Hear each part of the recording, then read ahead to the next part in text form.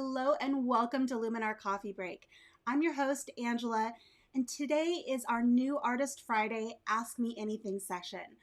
This is the perfect time for you to ask your questions and get them answered live. I encourage you to put any questions you have about Luminar AI into the chat pod, and I will do my best to get those answered for you live today.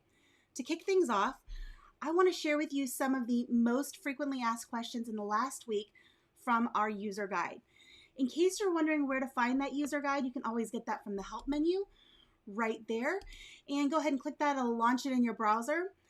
And this is your all-in-one go-to for almost everything question and answer for Luminar AI. You can search here. You can download a PDF if you prefer to work offline. And there is a description here of just about every tool and slider in this program. So make sure you make use of it. When you search here, we do get to have some stats on what people are looking for. So this week, the #1 search was layers. So technically, Luminar AI does not have layers, but we do have some layer-like functionality. Let me go ahead and show you how that works. I'm going to go ahead and grab an image that I have that I might be doing for a coffee break session here coming up soon. This is a gorgeous image that I've created a double exposure type look. Now, typically you'd have to have a layer, multiple layers to do something like this. Here in Luminar, what we have, if you go over to the Edit tab, into our local masking section, you have the option to add basic, which are some basic adjustments, or you can add a texture. In this case, I added another image and applied a blend mode so that image comes through on top of the other image. So we have here in our advanced settings, here's our blend mode. So we have some of that layer-like functionality that does allow you to do some basic compositing. Really fun, really cool stuff to explore. You can learn more about that in the user guide. So let me go ahead and pop back over here to the catalog and back to the list of frequently asked questions. The next on the list this week was Luts. If you're not sure what a LUT is, it stands for lookup table, and it is a tool for color grading photos and video and things like that. And it assigns certain values to change colors and tones and contrast in an image. It's a really, really cool thing. So I'm going to show you quickly how I work with LUTs. Again, let me go ahead and pull up an image here. This is one of my photos that I took in San Francisco several years ago. And let's say I want to go through and add a LUT. We keep our LUTs in the Mood tool, so you can find that here under the tools. And you scroll down to the creative section to Mood. And here's where you can choose a LUT. Now there are several that come built in to Luminar AI. So you can scroll over these to get a visual preview of what's going to happen, or you can load a custom LUT file. If you go ahead and load a custom LUT file, that is going to take you to your hard drive. And I keep all of my LUTs in a folder here called Sky Texture LUT. It's where I keep all of my assets that I use in Luminar AI and other photo editing applications. So here's my folder of LUTs. I have these decade LUTs, and I'm going to try 1985. I can click open, and that will apply that color grading to my photo. I can then increase the amount. You can see how that's bringing out some of those greens and some different tones in there. Adjust the contrast and adjust the saturation of that particular LUT. So hopefully that helps you get started with LUTs. Again, you can find that in the user guide if you search for LUT, or you can search for the Mood tool. Let's take a look at our next frequently asked question here. We have Bokeh.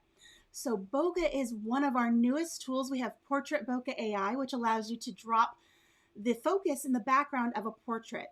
Right now, this tool only works on photos of humans. Perhaps in the future that will be expanded, but for right now, it's an amazing tool. It does an automatic mask of a person or people and allows you to drop that background into a shallow depth of field look. It's very, very cool. And you can find that here under the Edit tab, under the Portrait tools, here in Portrait Bokeh AI. All right, so next on our list is the Clone tool. And this is a really cool tool. It kind of goes hand in hand with our Erase tool. I would say the Erase tool is the easier one to use. All you have to do is draw over what you want to erase, and it's gone. The software automatically calculates what's in the area around it and fills in those pixels how it sees according. Now, there are times when that doesn't work exactly like we think it should. And those are the times that you're going to want to switch to the clone tool. You're going to find the clone tool down here under the professional section. And let me grab an image where we might want to clone something out. Let's go ahead and grab this image right here. And let's say we want to bring in a little bit more of the darkness into this area here. What I can do is go over to Edit, down to my clone tool, and give that a second to load. You'll notice the first step here says click to set source. And this is because you choose where you want the software to sample. So if I want to bring this darkness down and cover up some of these petals, I can click up here in the dark area to make my sample. And now I can take that and brush that in. You'll see that sample brush is following along those edges, and I'm painting over with the pixels that I selected. Now, if that sample goes into an area you don't want, you can always hold down the Alt or Option key, resample, and then continue painting. All right, looks like we have a question from Ian. I understand that Luts cannot be permanently loaded into Luminar, but presets and templates can. That's correct. So at this time, we don't have a way inside of Luminar AI to organize your LUT files. That's why I really recommend keeping them in a separate folder like I showed. Here, let me go back to our mood tool and go into choose LUT and load custom LUT file. Jump up a couple levels here in my organization, and I have my sky texture LUT folder, and this is where I keep all my assets. And here's all of my folders full of the different LUTs that I've collected over the last few years. This makes them easy for me to find, but unfortunately this time we cannot put them into Luminar AI. If you go down to the bottom here, you might see, sometimes you can see some of the recent ones in the list, but right now it's not showing the most recent one we used. So yeah, that's something that I think could be better. If that is something that you'd like to see, make sure you go to skylum.com/support and submit a feature request for that. I really would love to see our mood tool, our LUTs look much like they do for, let's say, our Sky AI, where we have a visual representation of those, and we can load up our own custom files. As far as templates, you can add new templates here in the templates pane by going to this add button here, or you can click into the purchase tab and there's another add button there.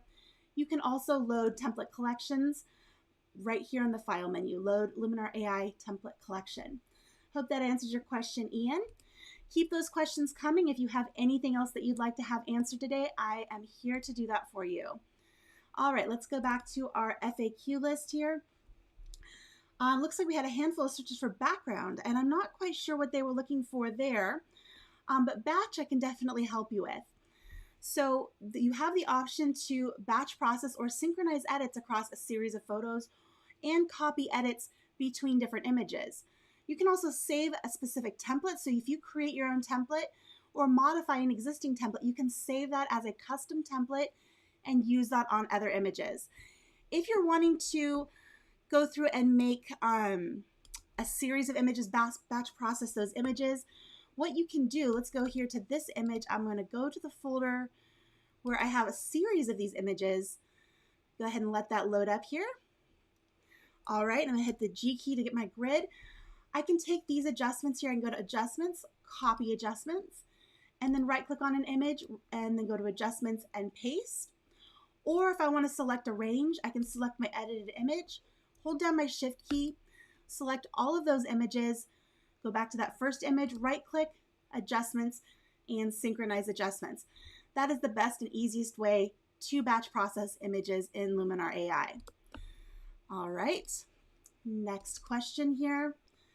Blur. So that goes back to our Bokeh AI tool. Right now, the Bokeh AI tool only works on portraits, so it's human aware.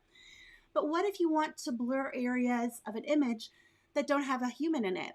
Well, that's where you want to go and check out structure and use negative structure. It's really a cool technique. Let me go ahead and find an image here really quick, and I'll show you what you can do with that. Let's go ahead and take this image here that we did with this flower. And I actually already did a shallow depth of field effect on this photo. Let me step back in my process a little bit. I'm going to go into my history, and I'm going to click back to where I cropped this. And let's go back to here to this step actually.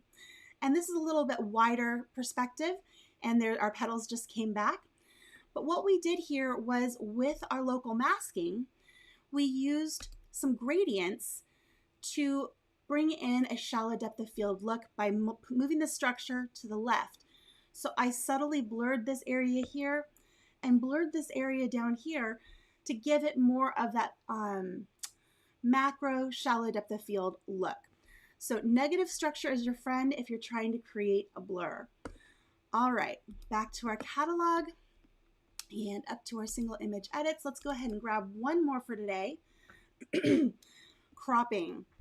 This is a big one. So if you're new to Luminar AI, a lot of times you're looking for that crop symbol or the word crop in the software, and maybe you miss it because we actually named that tool Composition AI. So let me go ahead and find an image really quick here for you. We can go back to this one from San Francisco. That's easy enough. Go over to our Edit tab, into the tools. Let that load up there, just taking a moment to render. There we go. And go to Composition AI. And this is where we can change our crop. You can see that this image was already cropped.